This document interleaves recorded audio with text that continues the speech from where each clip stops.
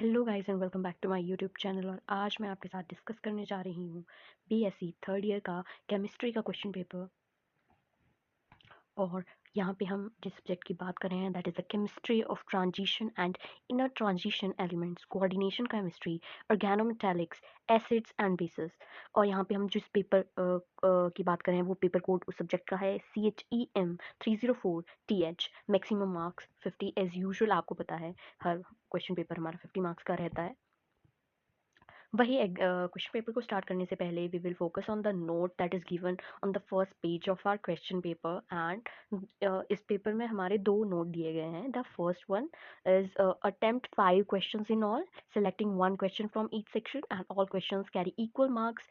Section E is compulsory. So अगर आपने मेरे पिछले वीडियोस देखे होंगे तो आपने बाकी क्वेश्चन पेपर भी देखे होंगे, तो उनमें आपने देखा होगा कि सेक्शन ए जो होता है वो कंपल्सरी क्वेश्चन का होता है। But in chemistry you will see कि जो हमारा सेक्शन ई रहता है वो कंपल्सरी क्वेश्चन का रहता है। बाकी में सेक्शन ए रहता है सब्जेक्ट्स में, लेकिन केमिस्ट्री में सेक्शन ई में कंपल्सरी क्वेश्चन रहता है। तो वही ABCD में आपको जो है एक ही क्वेश्चन अटेम्प्ट करना है। टोटल आपको पूरी क्वेश्चन पेपर में से 5 क्वेश्चन अटेम्प्ट करने हैं। एंड लास्ट सेक्शन ई में जितने भी पार्ट्स रहेंगे कंपल्सरी क्वेश्चन रहेंगे वो, और 1 मार्क्स के रहते हैं, तो वो हमें अटेम्प्ट करने हैं। तो अपना स्टार्ट करते हैं। तो मैं आपको आंसर्स तो नहीं बता पाऊंगी बट वी विल डिस्कस एक बारी पेपर को जस्ट ऐसे बाय रीडिंग से। तो I hope this will help you. आपको थोड़ा आइडिया हो जाएगा किस तरह का क्वेश्चन पेपर रहेगा। और काफ़ी आइडिया मिल जाता है बेसिकली जब हम एक क्वेश्चन पेपर देखते हैं। तो आप बाकी ईयर्स के भी देख लेना। एक दो साल पुराने अगर पेपर देख ले तो काफ़ी ज़्यादा मतलब आइडिया रह जाता है। और मैक्सिमम क्वेश्चंस जो होते हैं वो वहीं से आते हैं और उसी टाइप के रहते हैं, तो ज़्यादा हार्ड नहीं होता है। मतलब अगर आपने पूरा साल कुछ भी ना पढ़ा हो और आप लास्ट डे पढ़ रहे हो और क्वेश्चन पेपर देख के पढ़ रहे हो, तो मैं आपको बता रही हूँ आपको 50% मार्क्स जो होंगे बहुत आराम से आ जाएंगे, आप उससे ज़्यादा स्कोर कर पाओगे। और अगर आपने फुल ईयर तैयारी किया फिर तो आप काफ़ी अच्छा स्कोर करोगे। वीडियो को आगे बढ़ने से पहले और क्वेश्चन पेपर का डिस्कशन करने से पहले आपसे रिक्वेस्ट है कि आप वीडियोस देख तो लेते हो बट सब्सक्राइब नहीं करते हो, तो प्लीज़ सब्सक्राइब ज़रूर कीजिए, ताकि जैसे ही हमारे चैनल पे कोई और नई वीडियोस आएंगी तो हम उसके बारे में आपको बता दें। और मुझे ज़रूर बताइएगा कि आपको नेक्स्ट क्वेश्चन पेपर कौन से सब्जेक्ट का चाहिए है। और कोई भी अगर सजेशन हो मेरे लिए तो प्लीज़ कमेंट बॉक्स में ज़रूर डालिएगा, आप कमेंट ज़रूर लिखिएगा और लाइक ज़रूर कीजिएगा वीडियो को। सो आइए शुरू करते हैं। Section A, describe an oxidizing character of KMnO4 in acidic, basic and neutral conditions. B part is 4s subshell is filled prior to 3D, but on ionization 4s electrons are removed first. Explain. Very easy question, वो दोनों ही बहुत easy parts हैं, आप इसको बड़े आराम से attempt कर पाओगे। नेक्स्ट इसके साथ ये है तो इस क्वेश्चन पेपर में आप जो कंपल्सरी क्वेश्चन है उसके आंसर्स भी देखेंगे, तो आई विल सजेस्ट कि आप एक बार उसको जो है अपने आंसर से कंफर्म ज़रूर कीजिएगा, बिकॉज ये क्वेश्चन पेपर जिसका लिया गया है मे बी आंसर्स राइट ना हो, तो प्लीज़ आप कंफर्म करके ज़रूर अपना अटैम्प्ट कीजिएगा, बिकॉज ये बहुत ही रॉ फॉर्म में फोटोग्राफ्स ले लिए गए हैं यहाँ पे। तो यहाँ पे हमारे पास सबसे पहले है the reduction potentials of this equation and this equation is this and that. तो हमको यहाँ पे Latimer diagram बनानी है and then we have to calculate the value of reduction potential for the following equation. तो we have given the equations, we have given the reduction potential, we have to do this and this. So basically हमारा जो first question था तो उसमें ABC 3 parts थे। तो हमारे पास यहाँ पे जो मैं आपको थोड़ा अगर दिखाऊं तो हमारा क्वेश्चन पेपर जो है ध्यान से देखिए। तो आपने ना जल्द यूजुअली क्या होता है कि हम क्या देखते हैं कि भैया फर्स्ट ये रहा है, सेकंड ये रहा, we will go for the first part, फिर हमको नेक्स्ट नहीं रहता ध्यान। तो यहाँ पे आप देख लीजिएगा फर्स्ट सेकंड, और आपको थर्ड में थोड़ा प्रॉब्लम, अगर आपका ये वाला कॉन्सेप्ट क्लियर नहीं है तो आपको ये पूरा स्किप करना पड़ेगा and you have to go with the second part. तो बेसिकली आपको अगर आप सिलेबस का आइडिया है तो आपको मैं बता दूं कि हमारा जो फर्स्ट सेक्शन इस वाली जो सब्जेक्ट का है वो किस तरह से रहता है। तो हमारे पास सेक्शन ए में हमारे को 2 यूनिट्स आती हैं। एक तो ट्रांजिशन एलिमेंट्स 3D सीरीज रहती है, 3D मेटल्स आते हैं उसमें, और दूसरा हमारे पास जो होता है ना उसमें हमारे को लेंथेनाइड्स और एक्टेनाइड्स आते हैं। तो यहाँ पे वही चीज़ है, ये लेंथेनाइड और एक्टेनाइड का सेकंड क्वेश्चन रहता है। फर्स्ट क्वेश्चन हमारे को ट्रांजिशन एलिमेंट 3D सीरीज जो है वो रहती है, बेसिकली डी ब्लॉक रहता है, हमको एफ ब्लॉक हमें इस वाले सेक्शन में आता है, तो हमको वो ध्यान देना है यहाँ पे। तो मैं तो आपको हाईली रिकमेंड करूँगी कि आप अगर आपको मतलब जो बेटर लगता है, क्योंकि अगर आप देखें तो नेक्स्ट जो सेक्शन है, मैंने भी पहले वैसे ही किया था कि ऊपर वाला कर लिया, but then when I came to this, तो ऐसा लगता है कि भैया एक सेक्शन अच्छे से करना है। तो इस पेपर में आपको पूरे में मैं आपको ये बता दूं कि जैसे सेक्शन बी में कोऑर्डिनेशन, केमिस्ट्री और ऑर्गेनोमेटालिक कंपाउंड्स है, तो आपको एक ही अच्छे से करो जो आपको ईजी लगता है। जैसे कोऑर्डिनेशन केमिस्ट्री कर सकते हो, लेंथेनाइड्स एंड एक्टिनाइड्स करते हो, सीएफटी कर सकते हो। सीएफटी में फिर ये है कि आपको जो उसका फर्स्ट पार्ट रहता है वो काफ़ी ईजी रहता है, जिसमें बेसिक्स और थियरी बेस्ड रहता है, वो अच्छा रहता है। थोड़ा जहाँ पे सेकंड पार्ट में थोड़ा ऐसे कंसेप्चुअल थोड़े नए कॉन्सेप्ट्स ऐड हो रहे हैं, वो वाला एक पार्ट थोड़ा अलग रहता है, तो वहाँ पे वैसे कर सकते हो। और फाइनली लास्ट वाला फिर इसी है, तो वो भी आप अटेम्प्ट कर ही लोगे। तो यहाँ पे देख लीजिए, तो यहाँ पे वो है कि अटक सकते हो, ये मेरा पर्सनल प्रेफरेंस है। अगर आपने अच्छे से तैयारी की है तो डेफिनेटली आप पूरा पेपर अच्छे से सॉल्व कर लोगे। So यहाँ पे है second, what is lengthenite contraction, discuss the cause of lengthenite contraction and its effect. B part is explain the ion exchange method for the separation of lanthanides. C is explain the following properties of actinides, magnetic properties and color of ions. So again यहाँ पे आप जो marks distribution scheme है वो उसके ऊपर भी थोड़ा कॉन्सेंट्रेट कीजिए। यहाँ पे बहुत डिफरेंट रहती है। यहाँ पे जैसे इसी में अगर आपने नोटिस किया होगा तो फर्स्ट पार्ट में आपने देखा होगा यहाँ पे कि दिस क्वेश्चन जो है ये 3 का है, ये 3 का है, देन ये वाला 4 का था, बट इसी क्वेश्चन का इसी सेक्शन का सेकंड पार्ट में उल्टा कर दिया है इन्होंने ये 4 मार्क्स का दिया, ये 3 का, तो आपको उस तरह से अटेम्प्ट भी करना रहेगा। नेक्स्ट हम मूव करेंगे अपना सेक्शन बी की तरफ। आई ट्राई कि मैं पहले एक पूरा आपको सेक्शन दिखा दूँ, देन मैं थोड़ा ज़ूम इन करके उसको थोड़ा और डिटेलिंग करके बात कर लेंगे। सो यहाँ पे हमको वही कोऑर्डिनेशन केमिस्ट्री के क्वेश्चन आएंगे सबसे पहले, जिसमें हमें बेसिक पॉस्चुलेट बहुत इजी रहेगा, बेसिक पॉस्चुलेट ऑफ वीबीटी थ्योरी सब भी मैं रिकमेंड करूँगी कि आप ये ज़रूर मतलब बहुत इजी रहता है पेपर, ऐसे कोई हार्ड टफ नहीं होता, ये पेपर इजी रहता है पूरा paper. Then we have what is the difference between the inner and the outer orbital complex, explained by taking suitable examples, बहुत ही basic सा है। Then moving to the third part of this question is what are the various possible stereoisomers for the complex, this complex, and explain what the structure, which one of these will show optical isomerism. तो again बहुत easy है। अगर आपको isomerism का concept पता है तो definitely ये आपके लिए, अगर मैं तो ये कहूँगी अगर आपने कोऑर्डिनेशन केमिस्ट्री कर रखी है ना, तो ये आपके लिए बहुत ईजी रहेगा ये सेक्शन भी। नेक्स्ट आपके लिए फिर ऑर्गेनोमेटालिक्स कंपाउंड कहा जाता है, what is the salt dry structure, discuss the salient features of this structure. तो आपको यहाँ पे पता ही है, हमको 3 चीज़ें मिथाइल लिथियम जी सॉल्ट और फेरोसिन है, तो ये भी एज सच इतना टफ नहीं था। Then what do you mean by the hapticity of a ligand, how is it designated, explain with example, and last what is EN हर मिड टर्म्स में, तो मुझे ये लगता है कि ये चीज़ ना पूछिए तो फिर क्या है, ये पूछते पूछते हैं, हमको तो पूछा गया था और मुझे हमारे सीनियर्स को भी पूछा था, मुझे ऐसा लगता है कि ये चीज़ तो रहती है, सभी को पता होता है। एक वीबीटी के पोस्टुलेट्स, एक ये व्हाट इज लेंथेनाइट कॉन्ट्रैक्शन या व्हाट इज एक्टिनाइट कॉन्ट्रैक्शन, ये कुछ ऐसे क्वेश्चंस होते हैं जो हर पेपर में आते ही आते हैं। तो पास होना is very easy in this subject. जिनको ऐसा लगता है केमिस्ट्री बहुत टफ है, उनको मैं बता दूं भैया बहुत आराम से पास हो जाओगे अगर स्मार्ट स्टडी करोगे तो।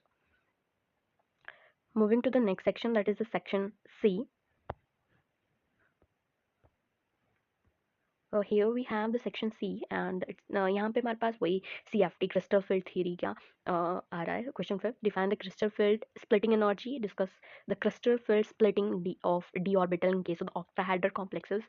I just love this concept, I don't know why, but बहुत सही था, बहुत इजी रहता है, मतलब जिसने एक बार समझ ली ना ये चीज़ें वो फिर लाइफ टाइम बहुत इजी, मतलब इतना वो तो कतई इजी कि 12th क्लास में तुमने करा है देन तुम फिर कर रहे हो, तो यहाँ पे उतना हार्ड नहीं रहता है, मुझे ऐसा लगता है पर्सनली।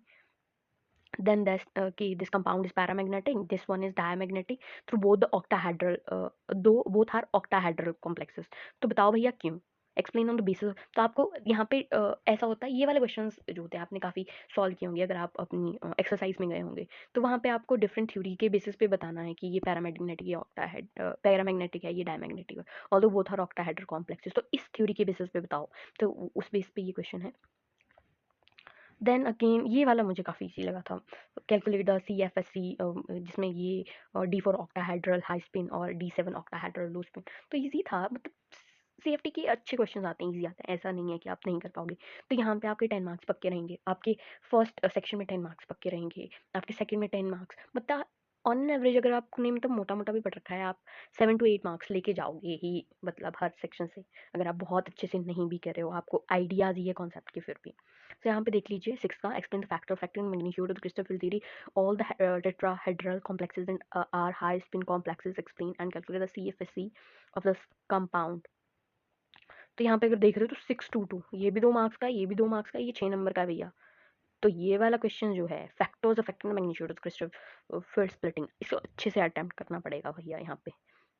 इस तक मतलब यहाँ पे आपको क्या देखना है, सारा खेल मार्क्स का है, तो उस हिसाब से अटेम्प्ट कीजिएगा। Moving to the next section, D.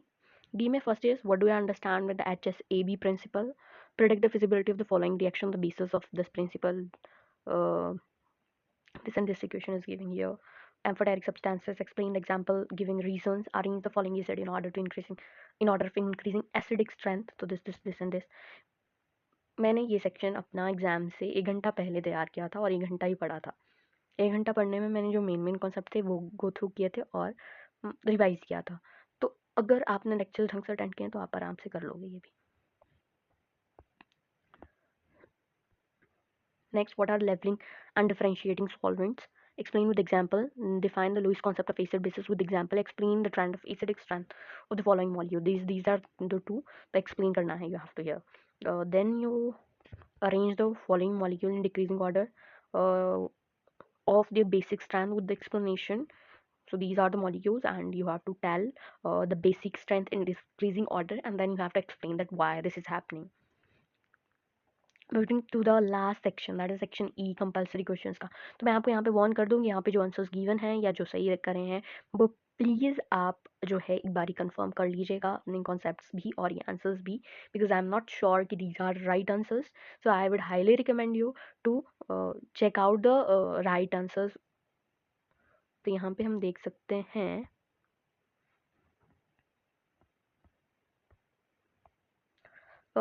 spin only magnetic moment of Ni2 positive and Fe3 positive is this and this। तो यहाँ से आपको आइडिया मिल रहा है कि आपको ये चीज़ तैयार करनी है। इस तरह के क्वेश्चन यहाँ से आपको आइडिया ये मिलता है इन क्वेश्चन से होके कि आपको इस तरह की, क्या आपको क्या होता है कि केमिस्ट्री में थियोरेटिकल पोर्शन करना फिर भी इजी रहता है। अगर आप नहीं, आपको कुछ आता है, आपको बेसिक आपने जो है इम्पॉर्टेंट टॉपिक्स पढ़े, तो you will easily write down the answers जो थोड़े लॉन्ग टाइप हैं, थोड़ा सब्जेक्टिव टाइप्स हैं। लेकिन जब एमसीक्यू या फिलअप्स आते हैं तो आपको एक कॉन्सेप्ट का डिटेल स्टडी और डिटेल नॉलेज होना बहुत ज़रूरी है। तो आपका वो इसी क्वेश्चन में आपके जो है मार्क्स कटते हैं, मुझे तो ऐसा लगता है। तो आपके ये कॉन्सेप्ट क्लियर होना और आपको अच्छे से आना बहुत ज़रूरी रहता है। सो वही square planar, which of the following is a square planar complex does not exhibit in the geometrical isomerism. आपको पता होना चाहिए कौन से कॉम्प्लेक्सेस होते हैं, फिर इनके वो पूरे डायग्राम। आइसोमेरिज्म टॉपिक आपका क्लियर होना चाहिए। आपका ई ए, मैंने आपको बताया एक आइसोमेरिज्म जो है सेक्शन बी से, और एक ई ए एन। इनमें से अगर आप एक भी कर रहे हो तो आप अपने बहुत सारी नंबर अराउंड आप अपने 5 मार्क्स सिक्योर कर रहे हो। और अगर आप दोनों कर रहे हो तो मैं आपको कहूँगी कि आप अपने जो आपका सेक्शन बी है वो आप इस तरह से करोगे कि आपके अराउंड 10 टू 12 मार्क्स जो है, 10 to 12 मार्क्स आपके सेक्शन बी आपका पक्का करेगा आपके एग्जाम में, अगर आपकी सेक्शन बी की दोनों यूनिट्स हैं आपको अच्छे से आती है। Then you have next question, strong field CO3 positive ion complex has a blank unpaired electron।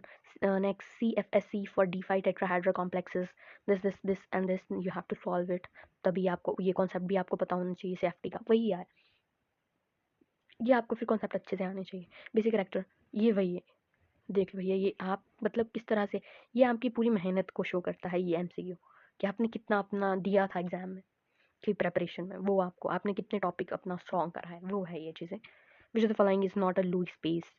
In gas phase, the structure of ferrocene is eclipsed, while in condensed phase, the structure of ferrocene is staggered. The statement is true or false. Then the last question: which of the following compound is not an example of peroxo compound? So we are given with the following option, and you have to mark one. So this was the paper 2021 का paper था। मुझे पता है आधे में से ज़्यादा लोग जो होंगे वो म्यूट करके भी देख रहे होंगे इस वीडियो को, यहाँ तक भी उन्होंने अगर कोई पहुँच जाए तो प्लीज़ चैनल को सब्सक्राइब कर लीजिए, वीडियो को लाइक कीजिए और कमेंट ज़रूर कीजिए कि आप नेक्स्ट पेपर कौन से सब्जेक्ट का आपको चाहिए या कोई और मेरे लिए सजेशन है तो प्लीज़ कमेंट में ज़रूर ऐड कीजिएगा। Thank you for watching.